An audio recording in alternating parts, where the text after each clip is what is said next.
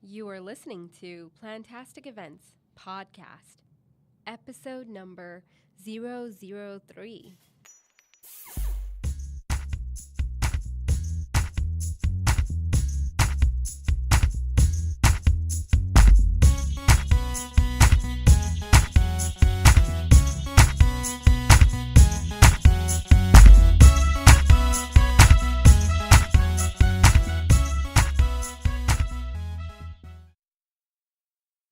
Hey everyone, I'm your host Noshin Punjani, and today our guest is Darrah Brustein. She is an author, an entrepreneur, an award honoree of 40 Under 40 awards.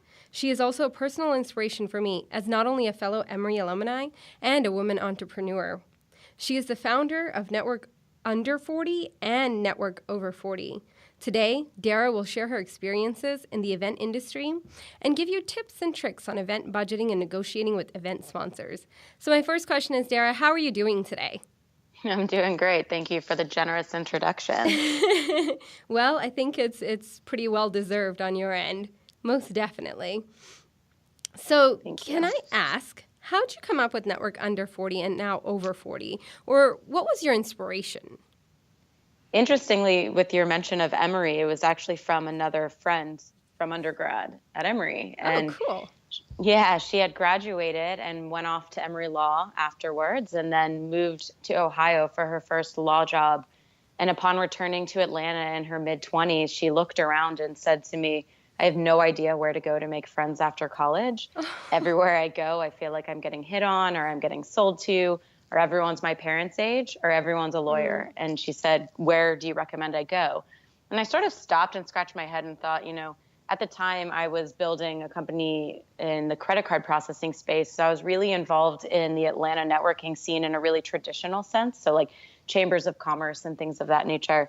And when I stepped back and I thought, there's nowhere I can really send you because everything seems to be one of the things you've described.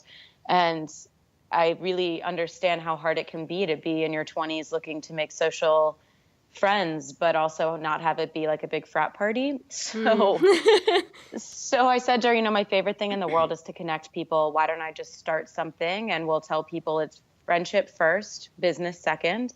This is not a place that's a meat market, and it's not a place to just shove business cards in each other's faces. Just come as you are. Build rapport first, and if that turns into business, fantastic, but let's just start there because that's how you really get to know and like someone, which often is the foundation for doing business later. So that was March of 2011. We threw the event at a place called the Warren, which you might be familiar with, which is a private venue in the Highlands right in the middle of Atlanta. And we had 94 people show up, 90 of whom were friends of mine. And the energy was electric, and everyone said, oh my gosh, we love this. This is so different than anything we've been to. Can you do it again? So with that spark, I started doing it month after month to the point that it's now been close to 7 years later, and we're in 6 cities total. So incredible. So amazing. I think I can definitely relate to the piece that you brought up.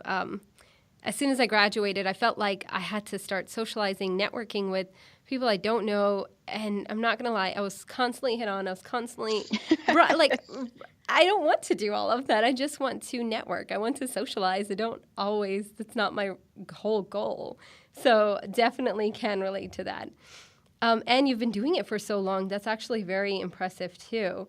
Can I ask, what was your first ever event? You said that 94 people, but the difficulties around that. I know that 90 of them were your friends, but, how did you market out? What were some of the biggest challenges? What were some of the things that if you could have done differently, you would have done then for users, especially, I think, for our listeners listening out there to know what to do for their first event? Well, I think that the power of word-of-mouth marketing is the most powerful way to get anything off the ground, because basically what you're doing is asking someone to trust you to try something new and to spend their time and perhaps their money, depending on your setup. And that's asking a lot of someone. We live in an age where everyone is inundated with things to do, and they have a hard enough time investing in the things that they want to do, let alone things they don't yet know they want to do. So leveraging your social credibility and any social capital you have through word of mouth network or word of mouth marketing, I think is the absolute best starting point. And then from there, I'd say the second best thing I did was created it wasn't called it at the time, but basically an ambassador program where I had what I then called event hosts, where I'd reach out to 5 to 10 people who trusted me and who were well networked in town, but who had very different networks themselves, and gave them free entry and gave them a few free tickets to give away so that they had something to promote. And then in exchange, just asked if they could spread the word, and even made a competition amongst them to see who could get the most people, and then offered a prize of some sort. I don't even remember what it was. It was probably a gift card to the winner. And actually, too, for a budget-conscious event planner, in the early days, and sometimes still, a lot of our venues, we asked to give us a couple gift cards or bounce-back offers. So we typically get a couple $50 gift cards or a handful of $25 gift cards, and those we could repurpose for contests like that internally to really amplify the marketing. So a lot of, I'm assuming, promotional giveaway-like things in that sense. But not even to the end user, more to like the ambassadors or the hosts who we were asking to leverage their reputations to encourage people to come and give away a few tickets and ask other people to purchase one and come with them.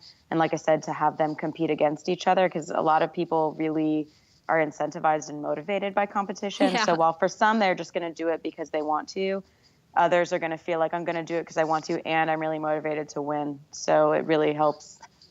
That's something to think about. I think most of the time when we're planning events, we oftentimes think about the end user or our audience in general. If we do prepare promotional giveaways, it's often to them. But you're saying in a different perspective. You're saying it to reach out to those ambassadors or those folks that are actually almost like in the leadership end that can actually help you promote your event at a different level. Exactly. Is that how you also expanded to 6 different cities, if you don't mind me asking? Yeah, no, our expansions come in a number of ways. It started because maybe about a year and a half into throwing events in Atlanta, we got a hit in Inc. magazine that we didn't know was coming, where the article basically said, I think this is a close paraphrase, networking events suck, but this is a place that's doing it right, and pointed to us.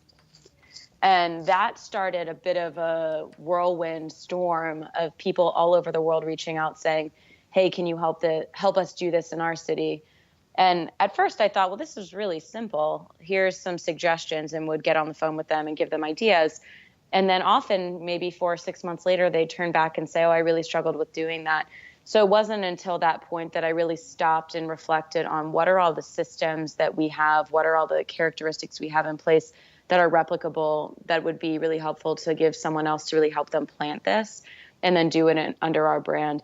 So we had some successes and many failures as well, where we'd try and start in a city and it wouldn't go well. But the way that we'd find our people was traditionally through them either finding us through an article like that or other press where we'd get placement that we weren't seeking, which was very generous, or people through our Network Under 40 network. We'd put it in our newsletters like, hey, we're looking to expand, and we'd reference which cities and then put an application on there and say, feel free to suggest this to someone else. And then we also have developed a lot of LinkedIn strategies to try and target people in our target markets, to have them see, like, we reach out to them that way, share that this is an opportunity, ask them if it's a fit for them or someone they know, and then I've really utilized the network that way, or even just as simply as leveraging our own team's internal network to put on Facebook or LinkedIn, like, hey, we're looking to hire an event director in these cities. This is what it entails. Here's the job description. And so it's always been through networks that we've found them, but those are really the different ways that it's come about. Awesome. I think those are definitely great resources, and how to leverage those type of resources that are available almost freely. LinkedIn, you can definitely publish posts and share via word of mouth as well. And some of the traction that you got from just places you weren't expecting. So that's definitely very exciting. I'm sure. Well, and I think if I may, sorry to interrupt you. Oh, no, sure. If I may, I think in general, when you're creating something of value to people, the word spreads, and that's how you have success. Like now, years later, we do Facebook ads and Instagram ads here and there. But really, the bulk of it comes down to continuing to create a product that people enjoy and find value in, that they're going to tell other people to come. And that has always been our number one marketing strategy. That's actually beautifully said. I think one of the things, I'm not sure if you, in the startup world, we call it product market fit, which essentially means the same idea. Work with a small core group. Don't think about using advertisements or publishing immediately or trying to sell it when you could just focus on word of mouth, focus on things how you can get there, focus on improving different things, and go slowly and let that traction work for itself. Over time, of course, you can start selling Facebook ads or selling other ways, and trying to focus on SEM, Google Analytic methodologies. But definitely start differently, bootstrap your way through, work with a tighter budget. Those type of things are critical, especially during the early stages. Mm-hmm. So I guess leading into that, I'm sure you struggled with quite a few tight budgets early on especially. So can you describe how do you deal with that? What do you do? How do you overcome some of the barriers, especially when you have to select a venue? Yeah, so everything is about value adding for us, where when we started, we spent $0 completely to throw an event. And even now, we spend very little to throw an event because we make sure anyone we work with, we work in a collaborative partnership where there's mutual value on both sides. So when I first started, I reached out to the woman who owned the venue where we were hosting the event, who I knew. And I just said, listen, if I can bring you 50 or 100 people on a night when you don't have anything going on in your venue, would that be valuable to you? And she said, yes. And I said, well, then great. How's this date for you these times? And we're going to do cash bar. We'll staff our staff, like you staff your in-house people. We're going to charge a small cover, but you're going to keep the bar tab. And then you're going to get the promotions. If you want to do any sort of bounce back or promotional giveaway to our audience, either on site and or digitally, we'd be happy to promote it. And we just make sure we build out a collaborative partnership where they're getting immense value and so are we. And that's how we look at any partnership, whether it was like in the early days, even our photographers, we'd find people who were in our network or who'd come to the events and would say, oh, I am a hobbyist photographer looking to grow my photography business, or I have an early stage photography business and I'd love to come and shoot your event at a really low cost or for free in exchange for putting my watermark and logo on your images or like on your Facebook album, having it tagged as that we did the photography. And so there's a lot of people who are going to value the audience that you're creating. And it's not to say that no one deserves to be paid, because we certainly pay for what is deserved. And as we've grown and been able to afford that, we've done that. But you've got to get a bit scrappy in the beginning and act like a startup and not put yourself in such danger where you feel desperate of, oh, I have to sell X number of tickets to recoup my investment, or any number of other things that end up making you feel like the way that you go out into the world trying to attract people to come and people to help participate. People can sense that, and it's not a good look. It doesn't really engender a lot of positive momentum. So the more you can do to just work with people who really see the value and make sure that you're offering something that you sincerely believe you can back up. But then also in the beginning, being honest and authentic and saying, this is new and we're sort of taking a risk together, and people are going to respond to that, and some will and some won't, and that's okay. But enough will for you to be able to get it off the ground. A lot of the early events that we work with that are in their early stages, one of the biggest things that they've brought up is working with a tight budget, but also folks when they register at the last minute.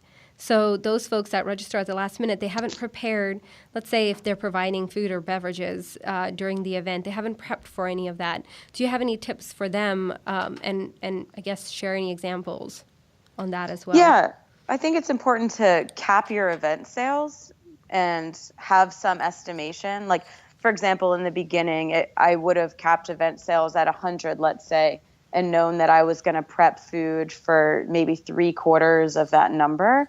And it also depends, too, on what's the nature of your event and how much are people paying to participate. I have tended to find that any event that is free, you get a 50% return on who comes based on who RSVPs.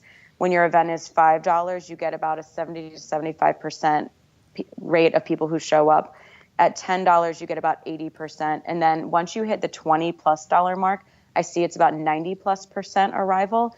And it's all because people value what they invest in. And so when you put even a nominal investment like $10 on something, people are that much more likely to say, okay, I'm going to get up from my desk, or I'm going to drive through traffic, or there's this other thing I could be doing that's easier. But they're willing to take that a little bit of initiative to go and follow through, even though they may have had the best of intentions of signing up when it was free or just a couple dollars. So I'd say, for one, don't undersell yourself and make sure to charge something. And if even in the beginning you're putting a price tag on it, but you are offering special discounts to people or free to people that you trust and who are going to spread the word, then fine. But don't make it always free for everyone, because for one, when you finally go to charge, people are going to be a bit confused and will become accustomed to paying nothing. And then two, again, people really won't put the value and the intention into it that you're going to want for them to do. So a part of that strategy is we tier our pricing, where we have an early bird ticket price, a regular ticket price, and then an at the door or like a last minute ticket price, to encourage and incentivize people to buy early so you can plan. And then certainly as time goes on and on, you can have an idea of rhythms and patterns in your ticketing and headcount and attendance numbers so you can plan accordingly.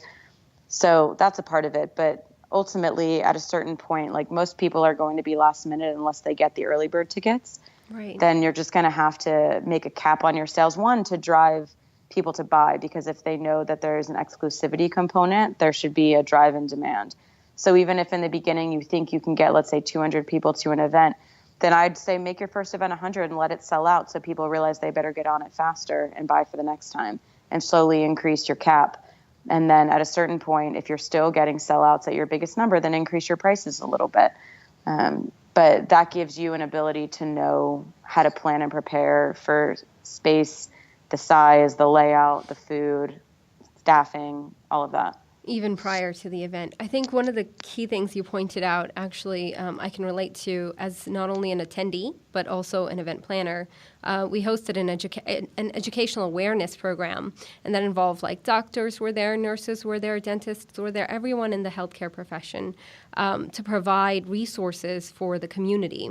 But in that event, we started to notice that people weren't showing up. They would sign up, they would register, but they just wouldn't show up. So we said, if we charge them a small fee of maybe $5 and provide them with even the most basic resources, so say that $5 will return you, I don't know, a toothbrush and toothpaste and some basic necessity things that you can actually use, they will attend. They will show up. So those are things that you brought up, which is actually a key point. The value you see in even providing a small amount of fee and the number of people that actually show up. So thank you for sharing that. That's actually a great point. The other question I had was, if you're working with sponsors, especially when you're under a tight budget, I think this is a key thing that keeps coming back. How do you look for support through financial support through sponsors? And how do event planners leverage those type of resources? How do they reach out to them? It's a really good point, because sponsors can be your biggest moneymaker, and they can really be the thing that underwrites your event. So in the beginning, it may be harder to obtain paid sponsors because you have no reputation yet, and you have no guarantee. But that's a great time to start building relationships with potential sponsors who have a built-in interest in getting in front of the audience you're bringing. So in my case, it's primarily young professionals who are under the age of 40. So, we've gotten sponsors, everything from luxury auto brands to entertainment and event facilities to insurance companies and banks and financial advisories, or fitness centers and apartment complexes, like in anything in between, because they all want to talk to either a young professional or like a staffing agency or recruiter, because they're like, okay, this is exactly the audience we're looking for, or they're looking for a consumer who falls into the demographic or stage of life that these folks are in. So in the early stage, something that we did was we created a sponsorship deck, which is, a well-designed PDF, which if you're on a tight budget and you don't have the capacity to do it yourself, get on Upwork and hire someone for a couple dollars an hour who's super skilled to design something for you that fits in with your brand, your branding, your colors, your logo, all of that stuff, and decide on your pricing. So I'll just throw out an example. Like when we started, our sponsorship was $100, and it was, for $100 you get a table at the event, and we limited it to 3 tables, so it didn't feel like a trade show. and that we'd only align ourselves with brands that we felt like were really additive to the community and were valuable to our folks who were there, and then in turn, ideally would bring value to the sponsor. So for $100 to say to someone, and I think at first too, we said it was a $250 sponsorship. And then for those who first signed up, we said, hey, we're running this promotion and we'll give it to you for $100 if you sign up within X amount of time, to create, again, urgency. And we'd get people to sign up. And then once we saw that they were getting value and we could get some testimonials from them, we'd add those to our PDF document for other potential sponsors. Then we'd up the price a bit. And then we'd up the minimum commitment from once a month, where they could just sign up to attend one event, to, okay, it's a minimum of a quarter, to, okay, you have a 3-month, a 6-month, and a 12-month option, to at one point in time, we only allowed for a 12-month option in our seasoned markets, so that they could see continued value. Because like anything, the longer you have points of contact with an audience, the more likelihood they would have for success. And then two, it's also less stress and hassle for you as the event designer to constantly be navigating the ins and outs of getting people's logos and making sure you're delivering for them and getting their marketing out through your digital channels and expanding your offering to them and delivering on it. So, over time it can evolve, and don't be afraid to charge something in the beginning, but make it little. Or even in something we did was, let's say, I remember early on we worked with a spa, and the spa said, okay, we'll give you half in kind through gift certificates that we then offered as like a bit of a raffle at the event, and then half in payment.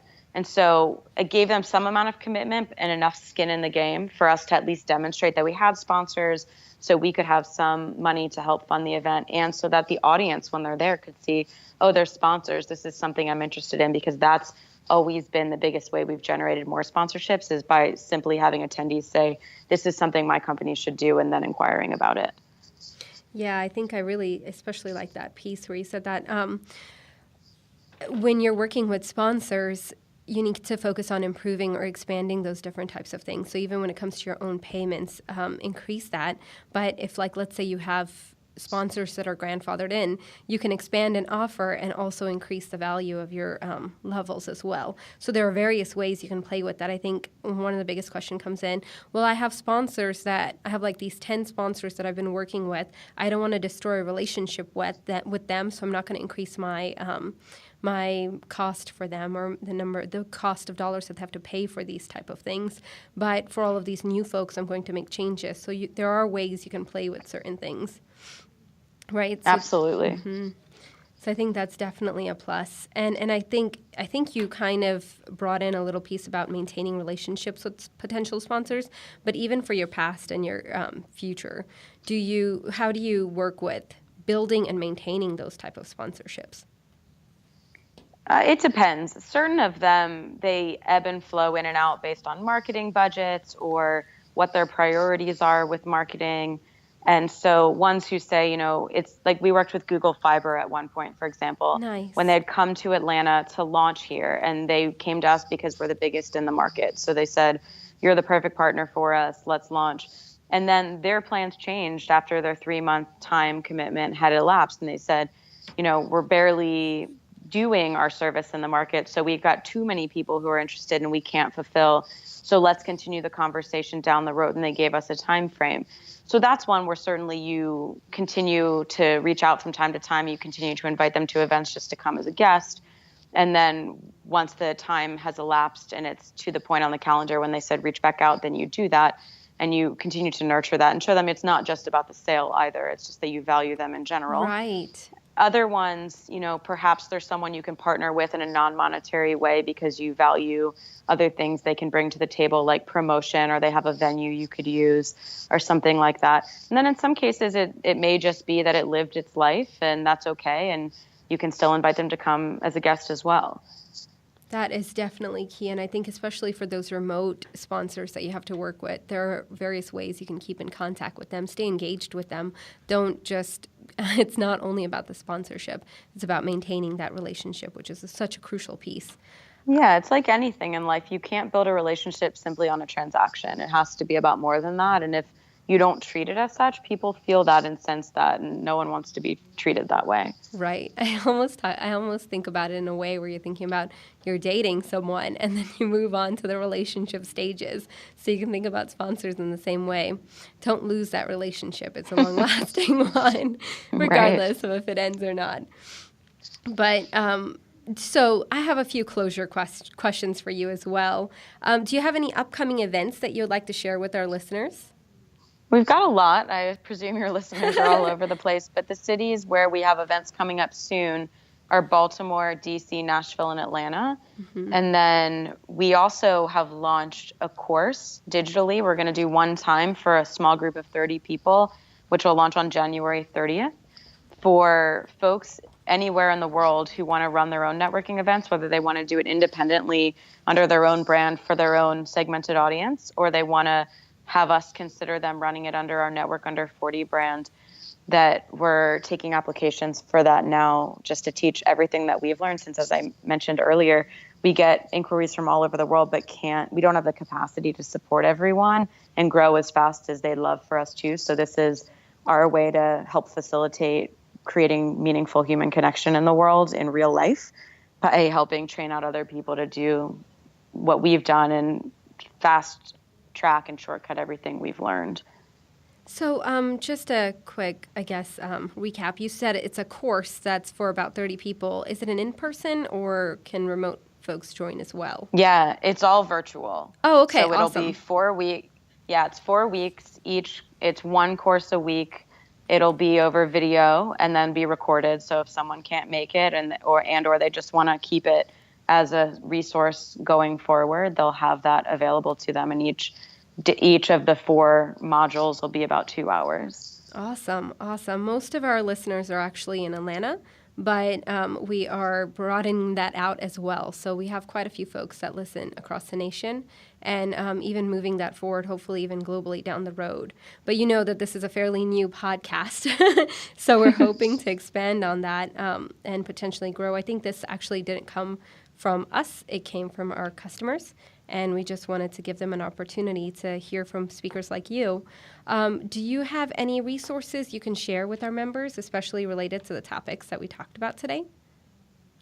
Totally. I have a number of articles I've written, like one in particular on how you gain influence through being a convener, through events, whether large or small, that I wrote for Forbes, which I believe I shared with you. If not, we can share it. And then I have a whole database of videos, which I know you've watched some of, and I thank you for that, called A Guide to Better Networking. So there's a lot of tips and tricks in there, and some you can glean some of the event parts from it as well. And then really lastly, it's simply, this course is like everything I've learned and my team has learned through the process of growing this for 30,000 people in 6 cities. We're ready to teach. Awesome. So for all you listeners out there, know that all of the resources that she shared, I will also share via our page as well as in our social media platforms. Darrah, thank you so very much for joining our session. I know I caught you on a short notice, and I truly do appreciate it. And I just wanted to say a big, big thanks. Yeah, likewise. Do you have any other questions or anything else you would like to share? No, I think we got a really good landscape. Awesome. Thank you so much. Likewise. Bye, guys. Bye-bye. Although the event industry includes a lot of stressful work and late meetings or late events, just remember that every event you help to bring to life creates memories of a lifetime for many people out there. Did you love this episode of Plantastic Events? We'd love for you to subscribe, rate, and leave a review on iTunes. Each week, we'll give a shout out to the Reviewer of the Week. Also, don't forget, we have resources available at stewjap.com. Thank you for listening, and I hope you'll join us next time. Goodbye.